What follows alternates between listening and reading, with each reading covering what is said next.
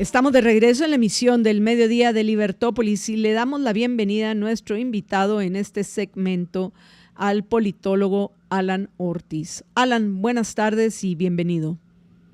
Buenas tardes, ¿cómo están? Mucho gusto.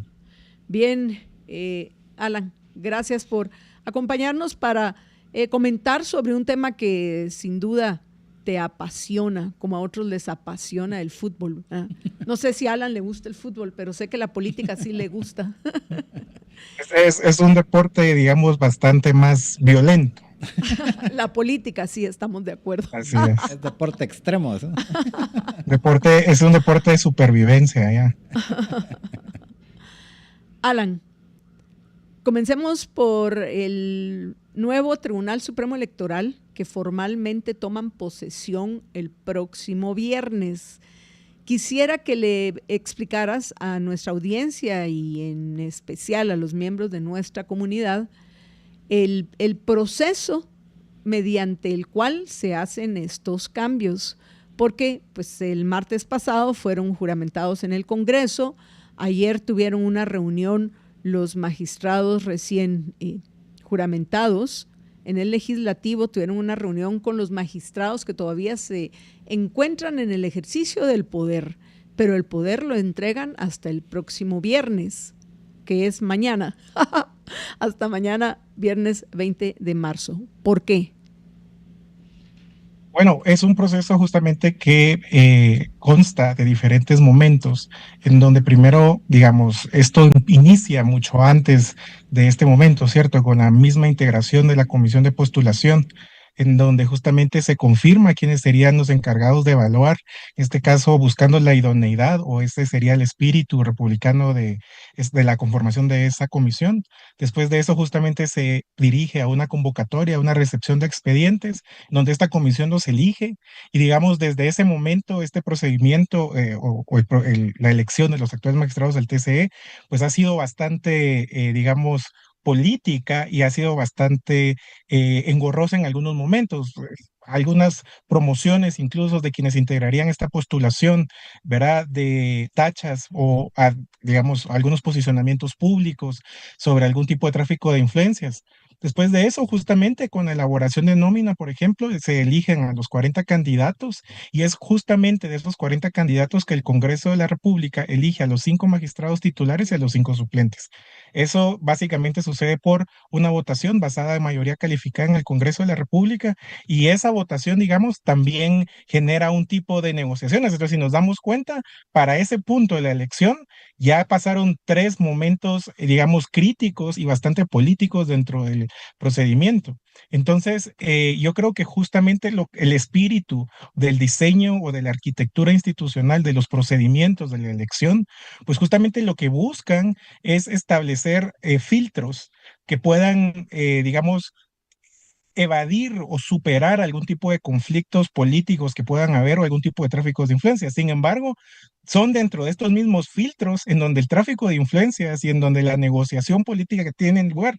Al final del día, el Congreso de la República y la negociación política, porque a pesar de lo que diga la ley, existe toda una negociación, incluso dentro de justamente esta rotación de los miembros, ¿cierto? Entonces, creo que justamente el espíritu de la ley se transgiversa en algunos momentos y se utiliza como una forma de calificar o una forma de poder escudar justamente estas elecciones y ¿por qué no decirlo? Si es lo que sucede, justamente abre estas negociaciones de carácter político, en donde pues no hay otra cosa sino el ente más político del país, el Congreso de la República, es en donde justamente se llevan a cabo en gran magnitud esta discusión, porque al final del día es el ente que pues justamente digamos culmina el procedimiento. De los comentarios que leímos nosotros de analistas, por supuesto, no estoy hablando de haters en redes sociales, sino de analistas. En algunos puntos vamos a coincidir y en otros no. Me llamó la atención que unos más, otros menos, pero en promedio, la mayoría tenía la opinión de que lograron elegir a los, voy a decir entre comillas, menos peores del listado de los 20 que mandó la comisión a cargo de elaborar la lista de la cual se eligieron de la lista de estas 20 personas de las cuales se eligieron los nuevos magistrados del Tribunal Supremo Electoral. Pues para variar, pienso que en nuestra Guatemala no hay elección que no sea controversial, y esta también tuvo sus controversias. ¿Conoces a algunos de los magistrados y podrías emitir tu opinión en lo que respecta a estas personas que tú conoces? Bueno, pues tengo que ser muy honesto digamos, no de una manera personal, digamos, no podría decir que conozco en esencia a los magistrados del tribunal, digamos, en temas generales, digamos, pero sí sé de que se existió o, digamos, se estableció un esfuerzo de manera general entre quienes están, es decir, eh, la dinámica de la elección en este procedimiento, creo que lo que buscó fue justamente entender o encontrar esos puntos intermedios. El otro día yo platicaba en un grupo, ¿verdad? En donde en donde justamente hablábamos sobre estos magistrados y de que una de las conclusiones era que al final del día nunca se termina eligiendo ni al mejor ni al peor, sino que lo que se busca en muchos de estos momentos, en muchas de en estas situaciones, digamos, es establecer narrativas que permitan la movilización de las segundas opciones. Y es que justamente ahí es en donde se evalúa y es en donde podemos darnos cuenta de la importancia de la negociación política que hay. Al final del día, digamos, en temas estratégicos o en temas de elección, en estos petit comités, digamos, quienes son los grandes favoritos o quienes cuentan con las grandes mayorías, por lo general no cuentan con la cantidad de votos requeridos, porque justamente al ir liderando, no solamente son el punto de inflexión, sino también son justamente el tema de la conversación. Y creo de que justamente la dinámica de este tipo de elecciones es la que va marcando esa, digamos, decisión. Yo diría que además de que probablemente quedaron los menos peores, probablemente así es como se busca elegir o esa es la dinámica de elección en el país, porque justamente es dentro de esa negociación política en donde no se puede escoger, ¿cierto? Ni alguien que está muy por debajo de la media, pero tampoco se va a elegir al favorito, es decir, nunca se va a elegir al mejor. Entonces, en ese sentido, existe una negociación, digamos, y esa negociación es el reflejo de esta arquitectura y de estas elecciones. Y no solo de estas, creo que en general es un comportamiento electoral en el país, ¿cierto? Pero qué triste ese comentario, Alan, porque refleja lo que algunos creen de los guatemaltecos, y es que somos personas conformistas, entonces conformémonos con el menos peor. Y sí, tal vez habían mejores, pero no eran por ser los mejores, probablemente no se adaptaban a los requerimientos de quienes tomaron las decisiones, de los que iban a integrar el Tribunal Supremo Electoral. Y pienso, mi conclusión de ese comentario tuyo es que es una nueva muestra del sistema de incentivos perversos dentro del cual vivimos, porque nuestro objetivo debería de ser elegir los mejores en todo, tratar de ser los mejores en todo, no conformarnos con lo menos peor. Es realmente triste esas conclusiones, pero espero que más que tristes muevan a la acción a aquellos miembros de nuestra comunidad que no vamos a encajar en esa visión de conformémonos con lo menos peor, o conformémonos porque pudo haber sido peor, que también podría ser otra expresión. Pero, No, y en fin, justamente, sí. tal vez sobre eso, tal vez elaborar un poco, y es de que creo que con buenas intenciones, pero con pocos resultados positivos, lamentablemente se han diseñado sistemas de elección que son muy complejos, en donde justamente lo que se busca es que las cribas, que los filtros de alguna manera funcionen o detengan, ¿verdad? O regulen estos incentivos que justamente describes, que no es otra cosa sino incentivos políticos que lo que buscan es mejorar o permitir de que algún grupo de personas, digamos, con incentivos perversos accedan al poder. Sin embargo, son justamente esas mismas cribas, son esos mismos filtros los que muchas veces juegan en contra. Es decir, la competitividad dentro del sistema es muy limitada y es que el proceso, incluso solo para ser considerado como parte de esta lista que puede ser electa, ya es resultado de una negociación política previa, en donde se tienen que manifestar algunos apoyos y algunos incentivos y, por supuesto, algunos tratos y algunas ¿verdad? Compadrazgos que van al final del día a permitir o facilitar que algunos puedan acceder de una manera mucho más fácil que otros a estos cargos. Ahora, Alan, pasando ya al nuevo Tribunal Supremo Electoral. Bueno, antes de que pasemos a comentar y analizar los retos que tienen los nuevos magistrados que mañana les entregan el poder, los todavía magistrados del Tribunal Supremo Electoral, me gustaría escuchar tu evaluación final de los magistrados que entregan mañana el poder.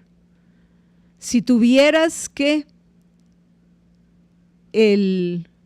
juzgar a los magistrados actuales, ¿qué nota les darías y por qué?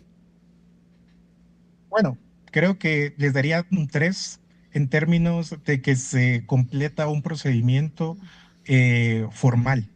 Y en Guatemala el hecho de que cumplir con la mera formalidad, cumplir con la mera norma, creo que ya es una excepción, lamentablemente. Sin embargo, creo que tuvieron en sus manos muchas oportunidades de promover algunas reformas importantes para poder construir un sistema mucho más competitivo y más representativo. Creo de que en Guatemala hablamos mucho política, Jorge y Marta Yolanda, hablamos mucho política, hablamos mucho de participación política y creo que muchas veces asumimos que esa participación política y esa representación del pueblo, digamos, viene desde los mismos ciudadanos, lo cual es cierto, pero muy pocas veces hablamos de las reglas del sistema político y muy pocas veces hablamos de la apertura o de lo que los partidos políticos significan dentro de esa representatividad y dentro de esa elección. Entonces, creo que en esa parte reformista, en esa parte de subsanar, en esa parte de innovación y tal vez de poder entender que tuvieron en sus manos muchas oportunidades, pues justamente solamente se dejaron de lado, no se asumieron y hoy, ¿verdad? Volvemos a empezar y volvemos a partir desde el mismo punto de siempre. Y lo otro es que también hay que reconocer que el tribunal ha sido históricamente utilizado para poder modificar o, digamos, manejar de alguna manera la participación, la competitividad dentro de la misma oferta política. Creo de que el tribunal saliente no es la excepción y justamente es en esa continua, digamos, práctica o ese continuo uso de esas malas prácticas del poder y del espacio y de lo que representa el tribunal pues justamente en donde caemos en el mismo punto de partida. Por eso, pero creo que fuera un 3 por cumplir con los formalismos, es decir, si bien, como bien apuntaban ustedes, pudo haber algunas polémicas alrededor de la elección o incluso, digamos, del cambio de poder, era de este momento que de hecho, como decía Jorge, está establecido dentro de la misma ley y no debería ser ningún problema. Aún así, el cumplir con esa norma en el país, pues ya es una excepción y creo que pues un 3 de 10, ¿cierto? Sí, algún día va a ser pienso que va a ser un caso de estudio el Tribunal Supremo actual, que al final, en los últimos 2 años, ni siquiera podría cuestionarse de que haya estado integrado solo con una magistrada titular que se quedó como presidenta interina porque no había de otra, y de puro chiripazo no fue parte de la denuncia que hay en contra de 4 magistrados titulares en lo que respecta a la compra del TREP, que por cierto sería interesante analizar ahora que entregan el poder, qué va a pasar con ese caso, porque ese caso no se puede olvidar, ese caso tiene que continuar. Y con la amenaza que hizo precisamente la presidenta interina, de que ahora mejor iban a hacer el sistema in-house y que solo iba a costar 300 millones de quetzales. No, ese es uno de los puntos. Y a todos aquellos colegas de los medios de comunicación, independientemente de que coincidan o no con nosotros, por favor, hay que investigar la compra hay que terminar la investigación de la compra del TREP y hay que investigar la ejecución del software dentro del Tribunal Supremo Electoral. Si se les está cuestionando, Alan y miembros de nuestra comunidad, de la audiencia de Libertópolis, se está cuestionando y no pudieron ejercer la mitad de su periodo 4 magistrados del Tribunal Supremo Electoral por una compra sobrevalorada de 150 millones de quetzales. ¿Cómo podemos juzgar un absurdo de que ahora in-house, que debería salir más barato, les va a costar el doble? Eso no tiene ni pies ni cabeza. ¿Algo que querrás agregar al respecto, Alan, antes de que pasemos a los retos que tienen los nuevos magistrados del Tribunal Supremo Electoral? Bueno, yo creo que otro de los retos más importantes, o justamente para poder hablar antes de los retos, uno de los puntos de partida es de que en sí mismo esto ya es un reto, ¿cierto? Es un tema de rendición de cuentas, más allá de que si un sistema puede parecer beneficioso o no. Y es que, digamos, de nuevo, echa la ley, echa la trampa, y en la búsqueda de esa innovación o en la búsqueda de buenas prácticas, pues justamente lo que hacen es que se enredan los procedimientos y se benefician los mismos de siempre. Y creo que justamente ahí es en donde está el punto de partida y en donde está la parte crítica. Ahí es en donde se debería de contar con una sociedad civil y una masa crítica capaz de poder encontrar y entender cuáles son los procedimientos. Sin embargo, creo que justamente parte de los retrasos y de las negociaciones que sucedieron alrededor o de...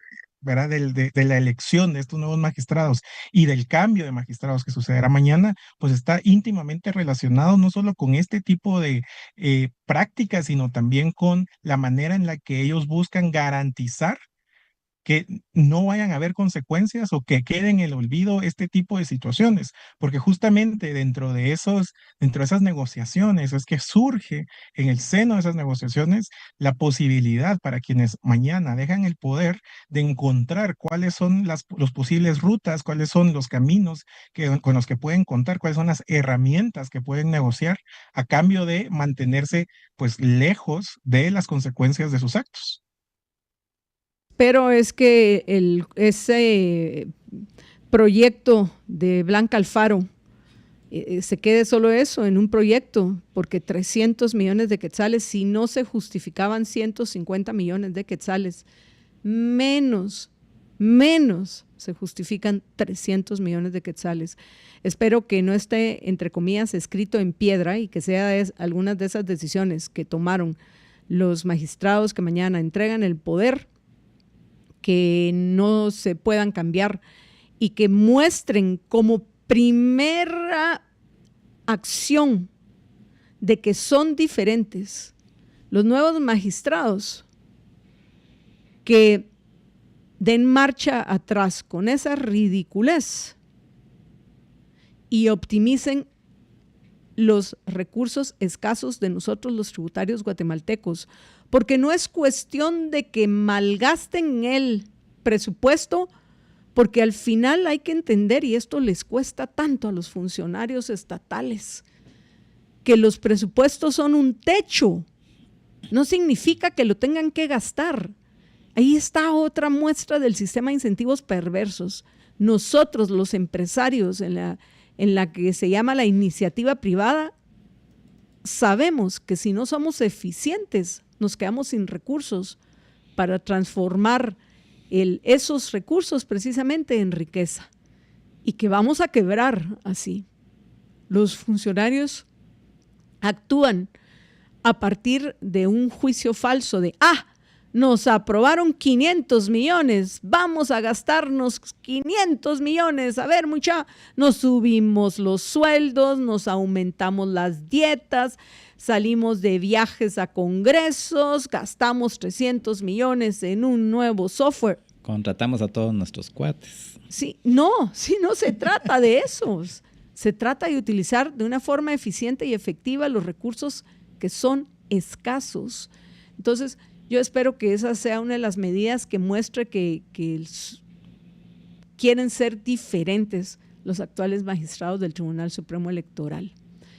Antes de que entremos a la situación de los partidos políticos, Alan, a tu juicio, además de este tema del software que se va a utilizar para las elecciones el año entrante, ¿qué otros retos tienen los magistrados que asumen mañana el poder?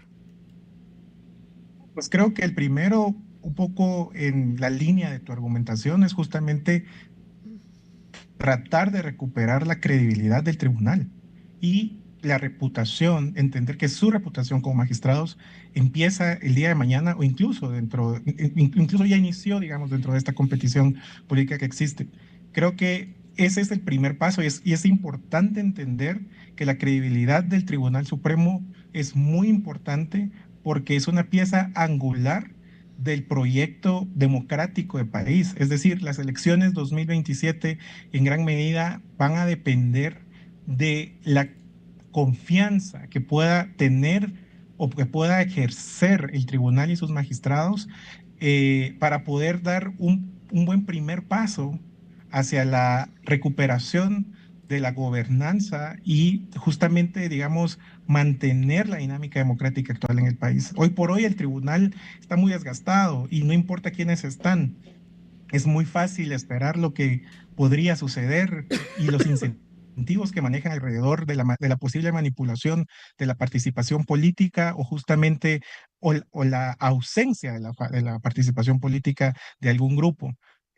Dentro de eso, pues justamente garantizar que las elecciones 2027 ocurran y que ocurran de una manera transparente. Mucho hemos escuchado hablar, no solamente en estas elecciones, sino que es bastante común escuchar a los guatemaltecos hablar de un posible fraude dentro del sistema y justamente hay un rol que tiene el tribunal dentro de esto. Creo de que eso es bastante importante y que también está muy ligado a las presiones de los partidos políticos. Hablábamos de que existe una negociación política donde incluso el Congreso de la República está envuelto dentro de esta elección de quienes hoy conforman o quienes mañana van a conformar el tribunal o los nuevos magistrados. Y pues justamente son estos políticos quienes tienen un partido político, tienen una afiliación política, quienes los nombran, quienes los eligen, quienes de alguna manera, bueno, quienes no de alguna manera, quienes justamente son los que inician y llevan a cabo esa negociación política. Entonces, existe algún tipo de presión por parte de partidos políticos y justamente creo que ese es otro de esos retos, poder superar cuáles fueron esas condiciones y poder demostrar que son superiores a los intereses de los partidos políticos que justamente, que estoy seguro, se llevaron a cabo dentro del hemiciclo. Lo otro creo que es la depuración y el control de los partidos políticos en Guatemala, y eso lo vamos a hablar después, pero existe una crisis de gobernabilidad y una crisis de representatividad. Entonces, hay demasiados partidos políticos y muchos de estos están quedando sin siquiera poder llegar al mínimo de afiliados, pero existe un trabajo por parte del tribunal en justamente poder depurar a esos partidos y también poder encontrar y poder dirigir los esfuerzos hacia esas regulaciones. Y bueno, creo que hay tal vez dos factores y uno podría ser las presiones de países extranjeros. Hemos escuchado y es muy fácil escuchar en el país sobre probables beneplácitos de algunas embajadas o algunos actores internacionales que poco o nada deberían de tener que ver con nuestro proceso electoral, pero que al final del día pareciera ser que si alguien o alguno de estos actores internacionales se pronuncia, pues se construye o se genera una reacción en donde se termina obedeciendo esa instrucción. incluso yendo en contra de algunos principios que nosotros podríamos defender o entender como estratégicos dentro de la agenda nacional. El tribunal no escapa a eso y creo que eso es un reto y es importante decirlo, que también dentro de esas mismas presiones se pueden tener presiones del crimen organizado y el narcotráfico, ¿cierto? Es decir, existen fuerzas paralelas, existen fuerzas alternas que gravitan alrededor de esta decisión política y eso creo que es un reto. Y creo que eso requiere de muchas, no solo agallas, pero sino también de mucha honorabilidad y mucha prudencia para poder tomar esas decisiones.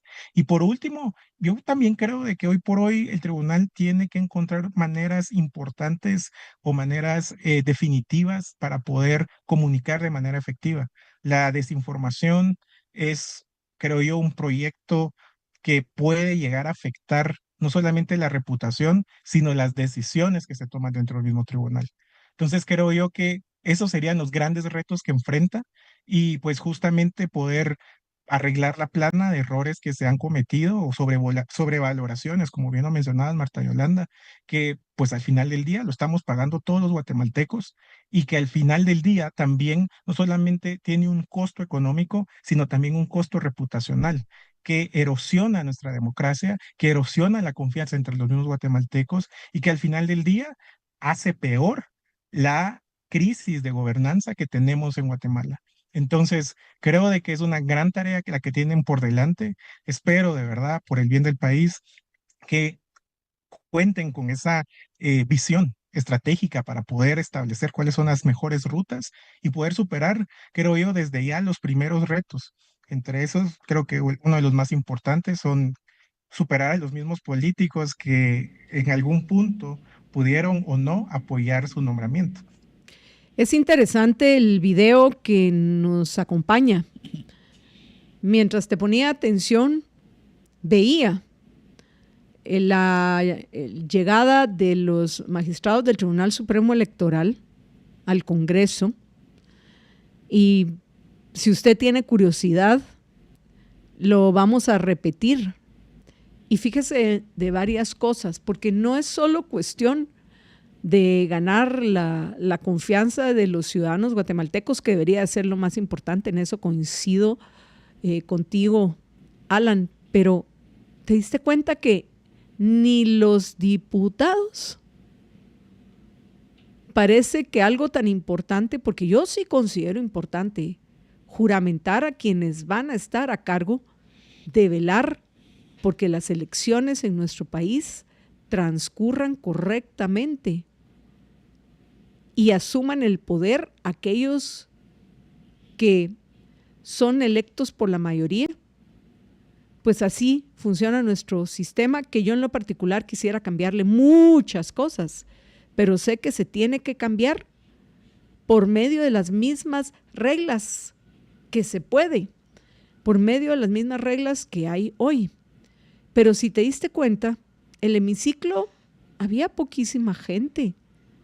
Yo hasta dudaría, por lo que vi, hasta dudaría de que hubiera quórum para el momento en el cual hicieron su juramento los magistrados. Entonces, al final no es algo que tenga como que mucho peso moral, en el sentido de voy a ir a hacer mi juramento.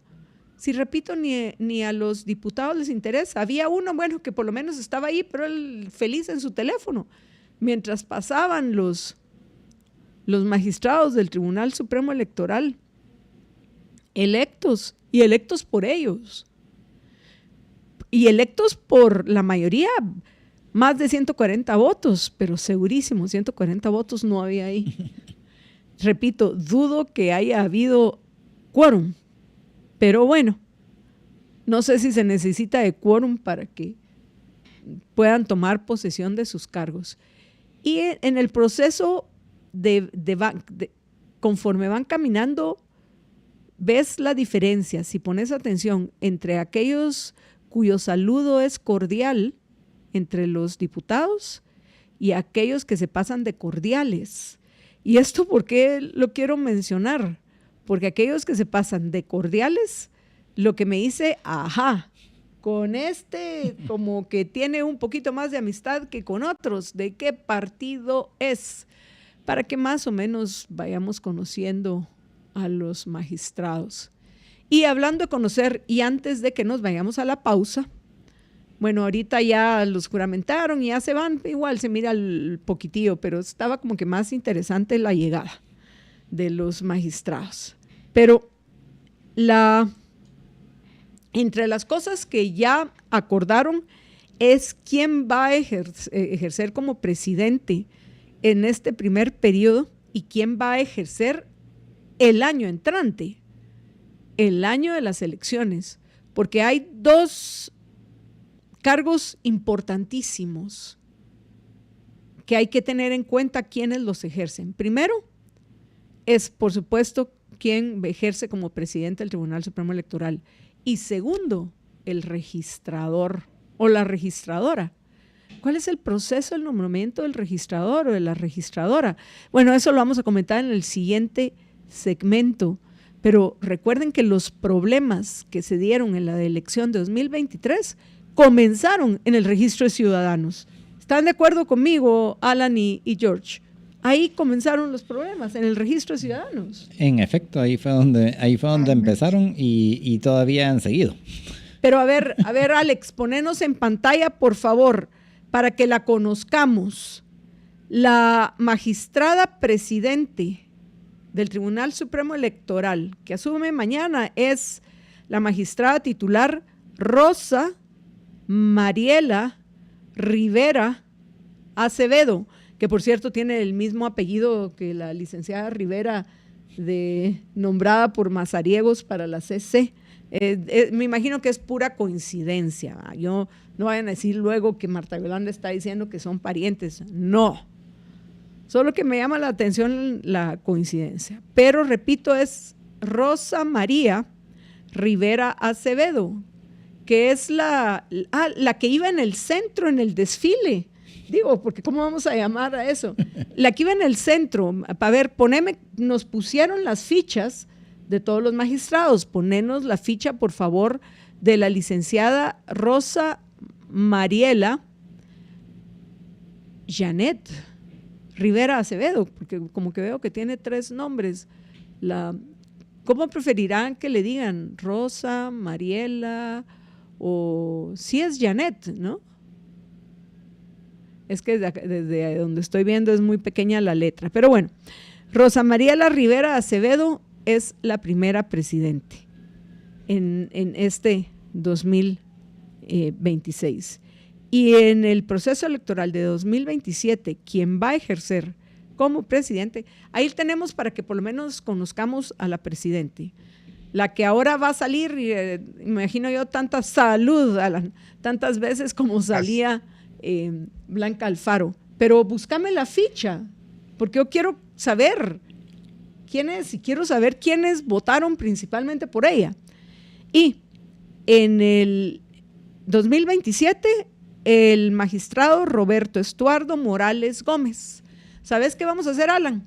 Vamos a ir a una breve pausa que igual teníamos que hacerla hace ratos. Así cuando regresemos tenemos ya las fichas tanto de Rosa Mariela Rivera Acevedo como de Roberto Estuardo Morales Gómez, para que pues tengamos alguna idea general acerca de quiénes, primero que todo, para mí es importante, votaron por ellos.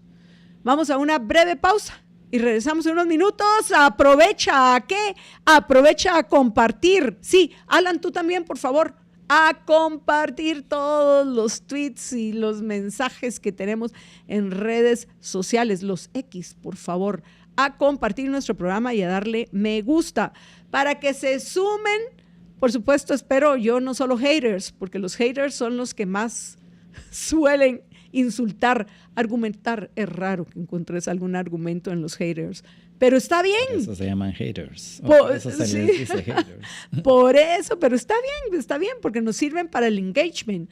Así que haters, aquí estamos, vengan, aquí los esperamos, dando el pechito. Arrójennos sus insultos que, como dice el refrán, ¿cómo es que dice? El de botellita de Jerez, todo lo que digas será al revés. Vamos a una breve pausa y ya regresamos. Estamos de regreso en la emisión del Mediodía Libertópolis y vamos de una vez con nuestro invitado Alan Ortiz y con las fichas de los próximos 2 presidentes del Tribunal Supremo Electoral, un Tribunal Supremo Electoral que va a estar a cargo de 2 elecciones, no solo la del 2027, sino también de la del 2031. Vean qué importante es que los conozcamos. Me pusiste al licenciado Alfredo Skinner Clea Arenales, que me hubiera encantado que él fuera titular, pero no es él. Ya Rodri los había encontrado. Necesito a Rosa Mariela Rivera Acevedo, por favor. Llama a Rodri, Alex, porque él sí ya los había encontrado. Me disculpo con nuestro invitado y la comunidad de Libertópolis que nos están acompañando, pero pues bueno, sí, nos hubiera gustado que fuese el licenciado Alfredo Skinner Clea Arenales, pero no es él, es Rosa Mariela Rivera Acevedo. Ahí tenemos a la presidente del Tribunal Supremo Electoral que toma posesión mañana.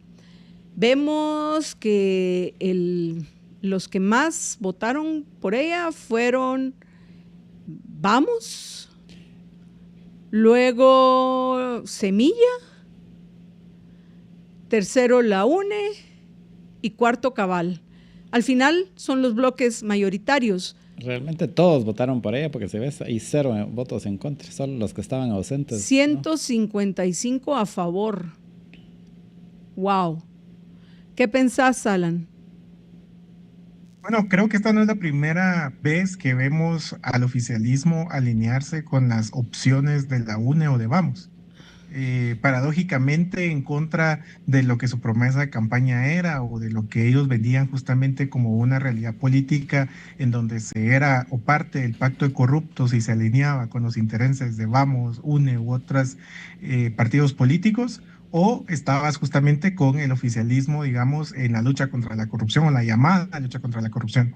Sin embargo, creo que acá se reafirma una vez más que son estos mismos políticos aliados, estos mismos diputados que son justamente aliados al oficialismo, quienes reafirman posturas y votaciones que se promueven justamente desde el seno de los partidos políticos de siempre y de los que juraron una vez no hacerlo. Se me viene a la mente esta escena de Star Wars cuando le dice a Anakin, cuando le dicen a Anakin, te convertiste en lo que juraste nunca ser, ¿cierto? Y justamente eso es lo que terminamos viendo.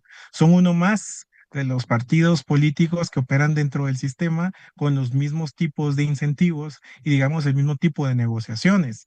Entonces, lo que estamos viendo en cualquier modo es la ratificación, independientemente de quién sea Rosa Mariela Rivera. Estamos viendo la confirmación de una lógica de operatividad política dentro del hemiciclo, en donde justamente pues parece que no hay oposiciones, ¿verdad? Como bien decía Jorge, 0 votos en contra, sino que más bien pareciera que hay buenos negociadores en donde lo que buscan, y hay que ser honesto, el primer incentivo es garantizar su posibilidad de participación política en las siguientes elecciones de 2027.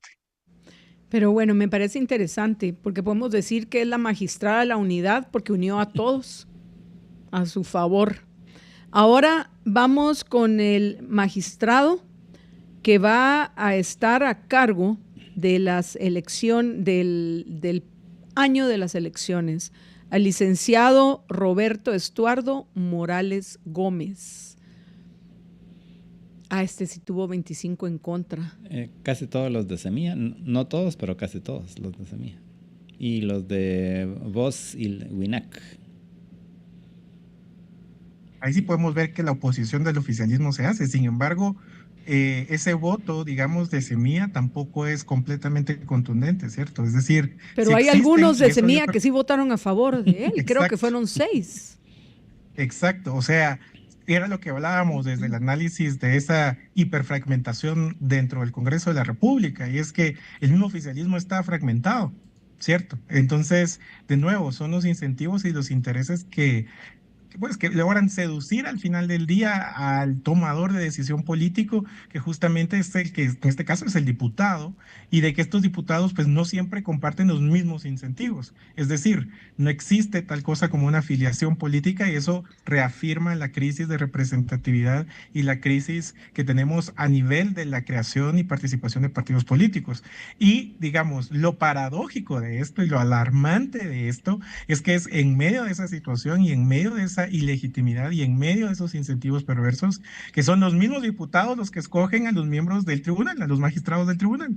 Entonces, pareciera que estamos en un círculo que es todo menos virtuoso y de que justamente lo que termina haciendo es prolongando una situación política en donde el tribunal pues empieza, pues continúa empezando como siempre ha sido.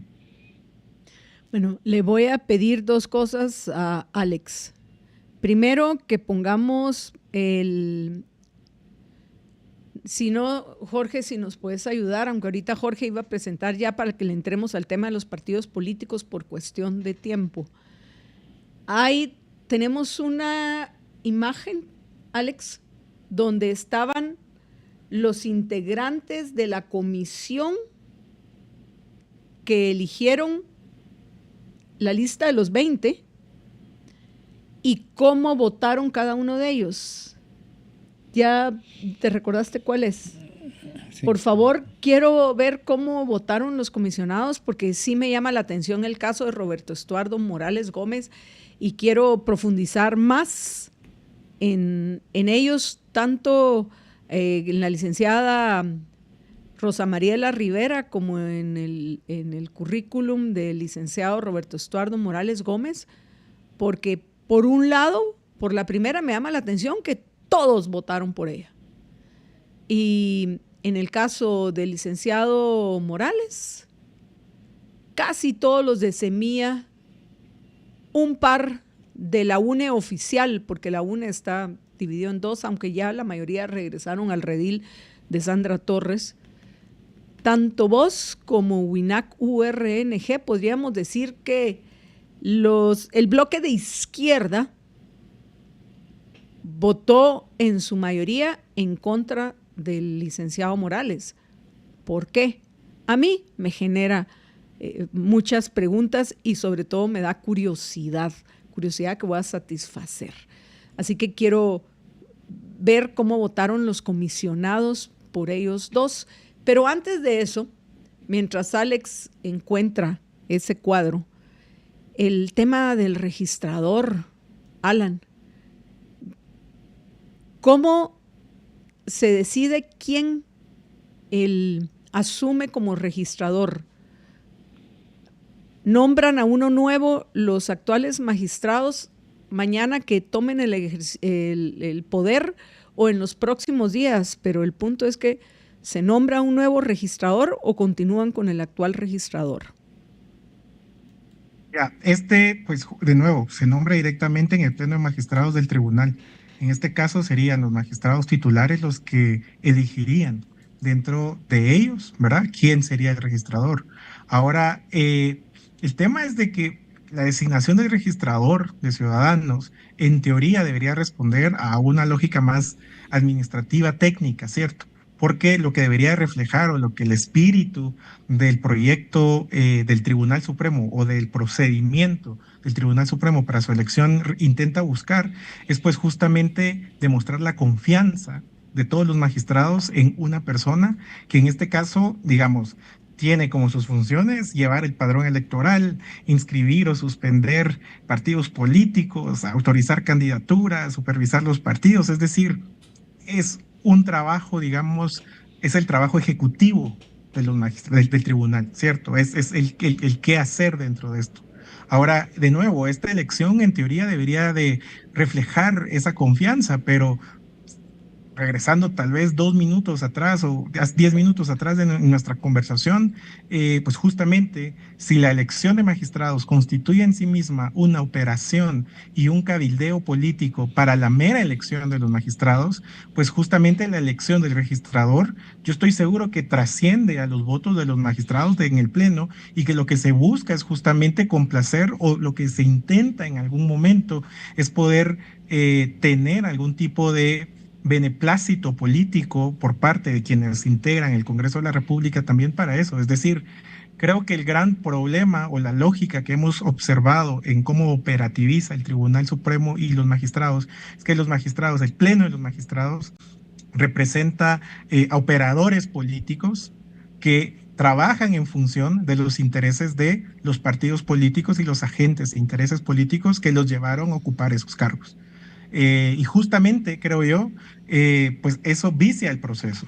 Y la elección del registrador, es decir, el nombramiento del registrador, pues justamente pues no escapa a esa dinámica. Y en lugar de representar esa confianza, digamos, o esa, sí, digamos, esa confianza, esa representatividad de Pleno de Magistrados, pues lo que hace es reafirmar las cuotas de poder y de alguna manera también garantizar justamente esas negociaciones políticas, porque de nuevo, esas negociaciones políticas que se hacen para poder elegir a quienes o a quienes hoy son magistrados, pues al final del día depositan en el registrador muchas de esas competencias, ¿verdad? Que justamente mencionaba: llevar el padrón electoral, inscribir o suspender partidos políticos, autorizar candidaturas. Es decir, hay una serie de situaciones que controla el registrador que justamente son los incentivos que al final del día tiene que cuidar y garantizar, creo yo, que se cumplan al final de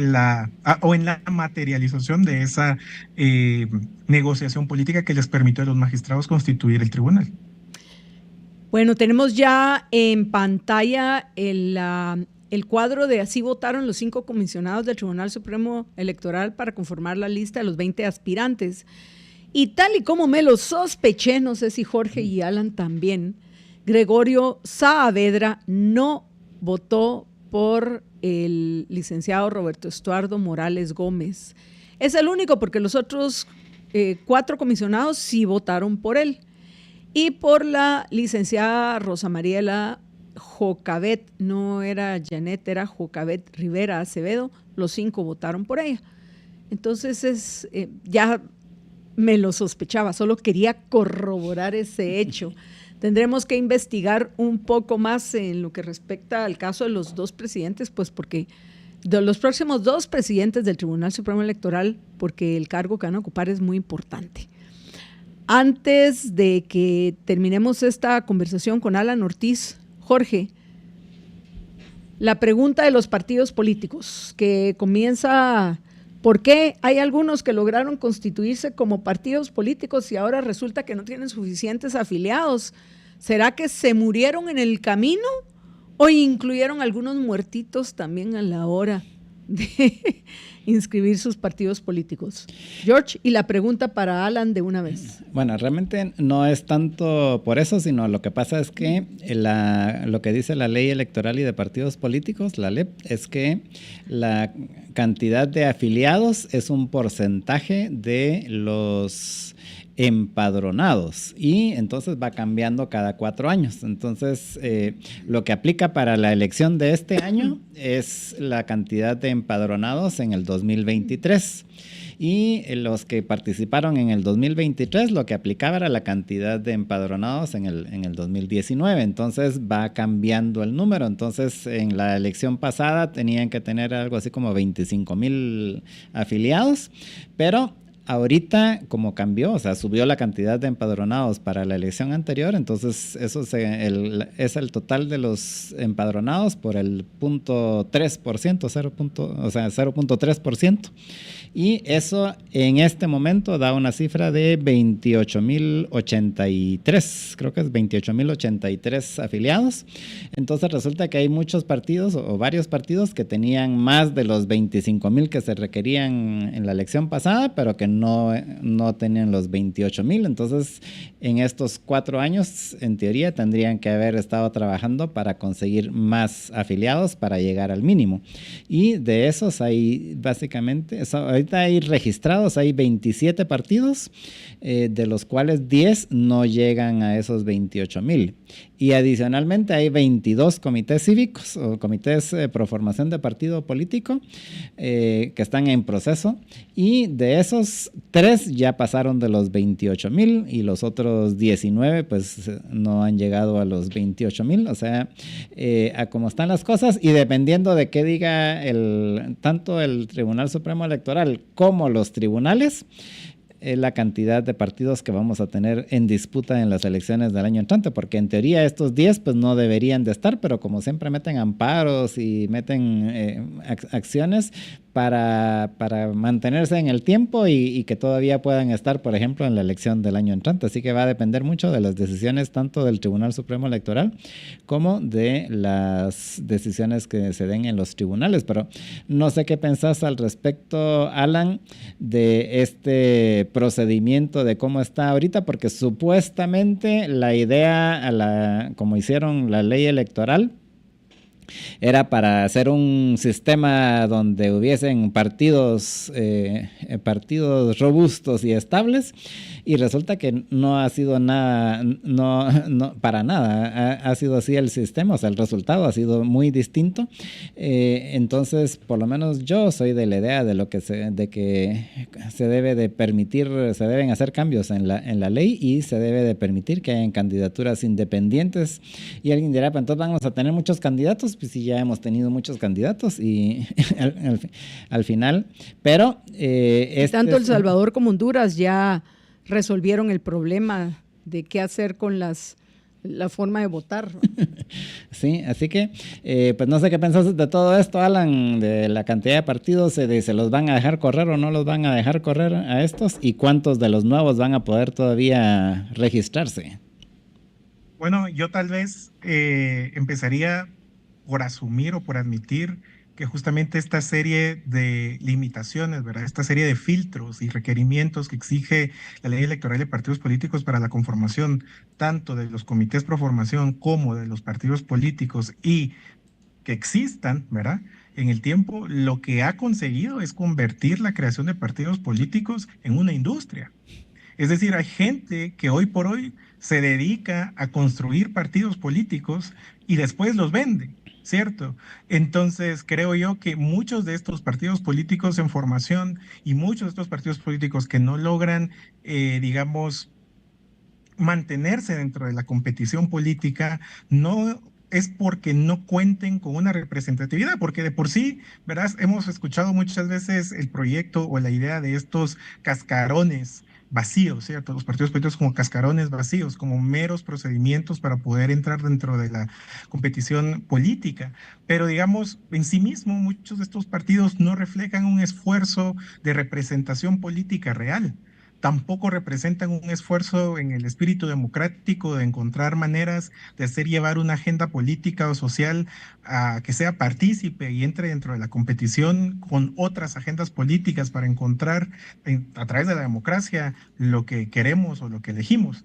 Lo que representa al final al final de esta historia es, lamentablemente, una serie de condicionamientos que ha permitido la construcción de una industria que de muy mala fe y justamente tras los incentivos perversos de poder acceder al agua y acceder a los recursos, pues al final del día se terminan convirtiendo muchas veces en cascarones o en proyectos fallidos. Entonces, estos proyectos no es que no nazcan por falta de apoyo, que muchos sentidos sí, pero digamos, muchos otros de esos proyectos políticos no terminan de nacer porque no hay una inversión, no hay un inversionista que esté buscando una marca nueva o un vehículo.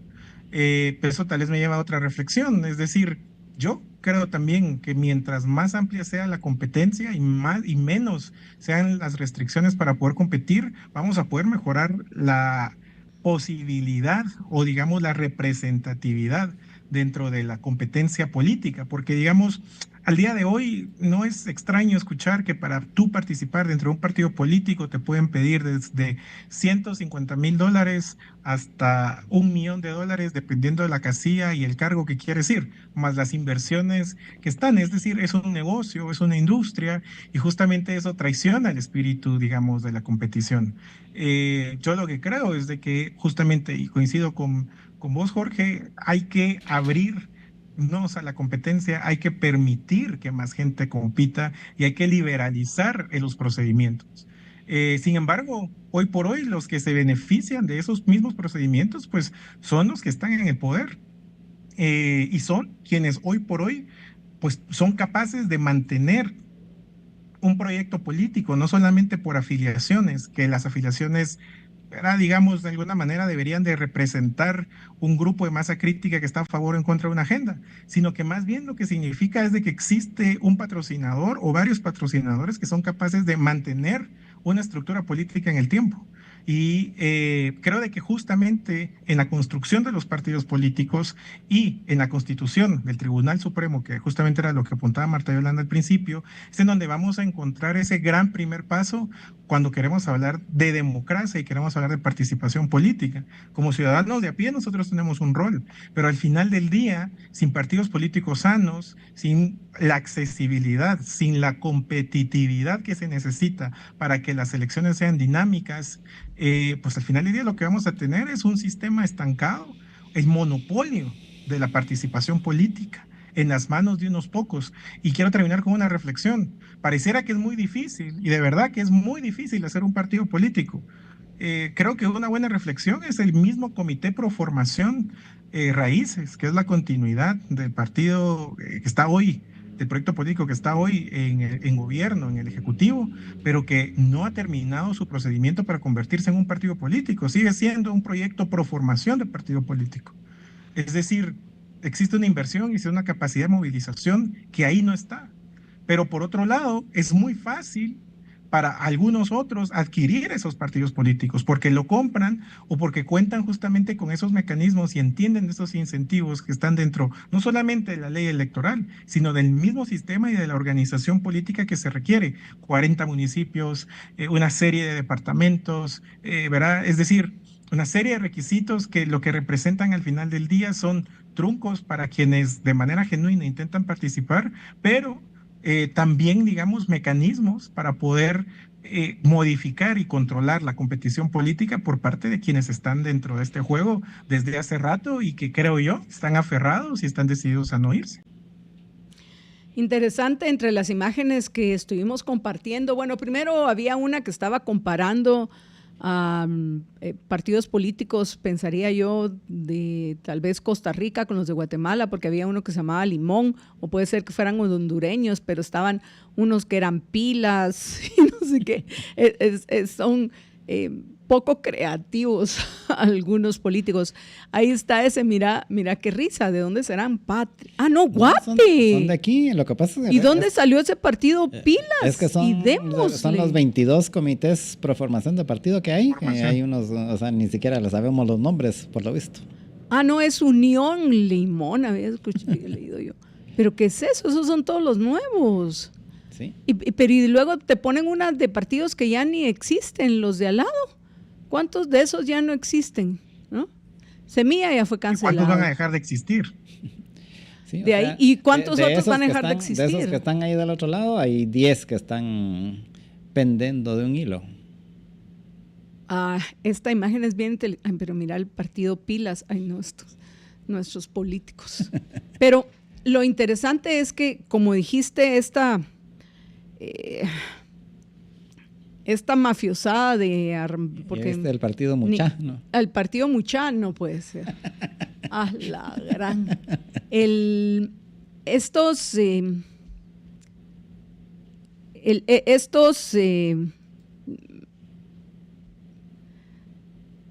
Estas personas que se dedican a armar partidos políticos según sé, nos han comentado que desde los años 90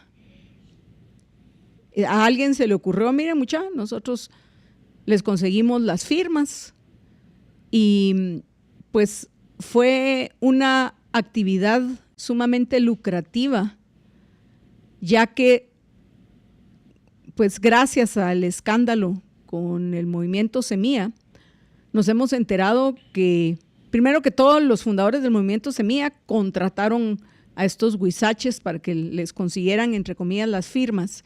Y los huizaches se los babosearon porque entre las firmas les incluyeron un montón de muertitos. Y es lo que he dicho, ¿cuántos más de los partidos que hoy están vigentes adolecen del mismo problema del movimiento Semilla y que deberían de ser investigados también? Eso sería lo justo. Pero ahorita que hay mucha fiscalización acerca de eso, por eso se les está, por eso se les está dificultando llegar a los afiliados que necesitan, porque no tan fácilmente ahora pueden meter a muertos dentro de los padrones. Digo, no tan fácilmente, porque echa la ley, echa la trampa. Pero tenemos que terminar. Alan, muchas gracias por acompañarnos y hasta la próxima. A ustedes muchas gracias por la invitación, siempre un gusto.